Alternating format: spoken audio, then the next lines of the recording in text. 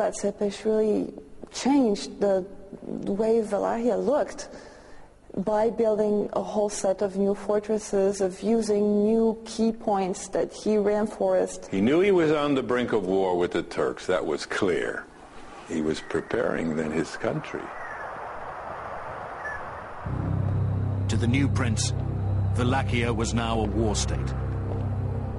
Once prevention of foreign attack was completed, he turned to ensuring the loyalty of the nobility. He assembles all the boyars, the nobles, to a great feast, and he wined and dined them. Ironically asked them how many rulers they had seen in their lifetime, and some of them mentioned 12, a large number of princes who had been on that throne. And what did this show to him? That they had no respect for the prince. And then afterwards, when they little suspected it, he had the place surrounded. He took them on a death march to his mountain lair, Castle Dracula at Pojenar. And made them work side by side, elbow to elbow with the peasants to rebuild and reinforce the Pojenari castle. And many of them fell from the rock, just a 1,000-foot drop on all sides. It's a precarious sort of place.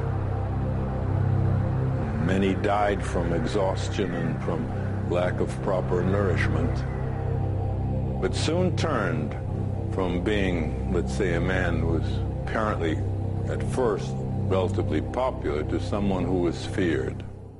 To ensure absolute loyalty, Prince Vlad employed a terror tactic he witnessed as a boy in Adrianople: impalement. The classic way of impaling is to take the victim, put them spread eagle on the ground, tie the arms to one set of horses and the legs to another. Then you take a stake. What happens is the horses move slowly forwards, then the ropes are cut, and then you're hoisted up on this stake or pole. You die very slowly. Not from your innards being pierced, but from exposure to the elements generally. Purpose, a lasting example of what can happen to you if you disobey the rules. It's effective.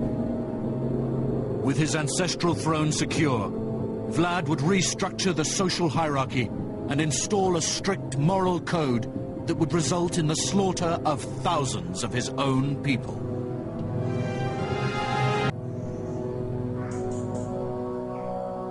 Having established himself as sole sovereign, and with his court cleansed of disloyal noblemen, Vlad turned to restructuring the gentry to create a new nobility, loyal only to him.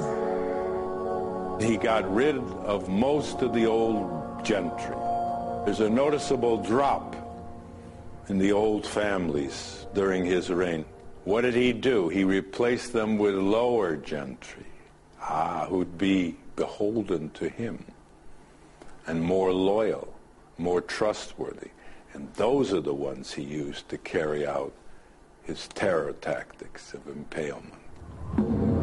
With his henchmen in place, Vlad's obsession with loyalty and control led him to install a severe moral code, punishable only by death. He was an extreme law and order man, and all the chronicles testify that during his lifetime there was law and order in Wallachia. He would punish you by impalement for little offenses as well as big ones. If a woman committed adultery, he had her body skinned and then exposed on the village square as a lesson to adulterous wives. Or if a woman was lazy, he'd have her hands cut off and impaled on the village square as a lesson to lazy wives. And he impaled the old people and the children because they were useless. Naturally, the fear of his wrath kept rebellion down to a minimum. According to peasant tradition, Vlad placed a priceless gold cup in every village square for all the peasantry to admire. Many drank from it, but no one dared steal it. The cup remained in the square throughout Vlad's entire reign, as a symbol of his absolute power. What he wanted to do was to establish the fact that he was the absolute ruler, and what better absolute ruler is it than to be godlike? That's what it's all about. God has the power of life and death, and it's indiscriminate, let's face it. That's the essence of terror.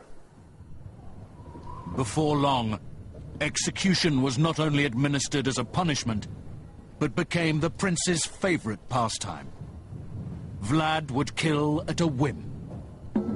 Vlad liked to dine amid his impaled victims in his local city, and the stench must have been unbearable throughout the place. He would have the blood gathered in bowls in front of him, and he took bread, dipped it in the blood of his victims, and slurped it down. In fact, one case, a Polish nobleman held his nose. He was there, you know, having dinner with Vlad. And Vlad turned to him and said, "What's the matter with you?" And the fellow said, "My lord, I can't stand the stench of these rotting corpses all around." He said, "Very well, I'll take care of that." And then he had this fellow impaled on a higher stake than the others, and he said, "Well, now he's up there where the gentle breezes blow, and he doesn't have to worry about the stench down here anymore." People always gathered to watch public executions, so when he did that, he had it refined to a point of perfection. This perverted approach to law and order took the lives of thousands of his fellow Christian citizens and turned the royal capital into a stinking graveyard. Vlad's palace at Târgoviște was surrounded by a high hedge 3 miles in length. There was a corpse hanging from every branch, and as soon as somebody came and cut down a corpse, a fresh corpse was put there in its place. And that is one of the reasons why, indeed, in Turkish, Vlad has the title Kazakçı Vlad, or Vlad the Impaler. Vlad was an Orthodox Christian with a growing reputation as a sadist and a monstrous appetite for revenge. But as long as he fought against the Ottoman Turks, he was accepted in the Catholic center of Christendom. Vlad Dracula was the one who fought and tried to stop the spread of Islam into his own area. And he was supported by the Pope.